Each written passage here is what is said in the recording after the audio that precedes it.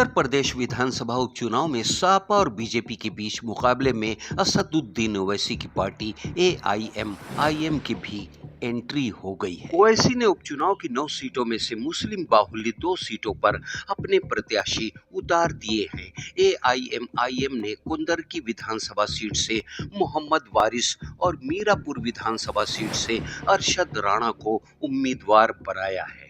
पश्चिमी यूपी की दोनों मुस्लिम बाहुल सीटों पर मुस्लिम कैंडिडेट उतारकर असदुद्दीन ओवैसी ने सपा और बसपा की टेंशन बढ़ा दी है। ऐसे में मुकाबला रोचक हो गया है।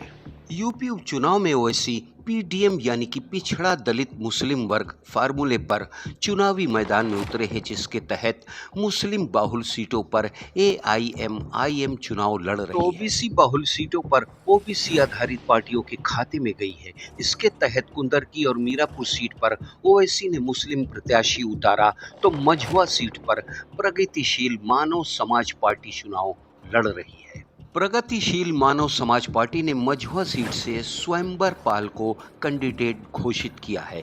ओवैसी ने जिन 2 सीटों पर प्रत्याशी उतारे हैं, उनमें सपा और बसपा ने भी मुस्लिम उम्मीदवार पर ही दांव खेल रखा है। मीरापुर विधानसभा सीट से 2022 में सपा के समर्थन में आरएलडी के चंदन चौहान विधायक चुने गए, लेकिन वे 2024 में बिजनौर से सांसद बन गए हैं।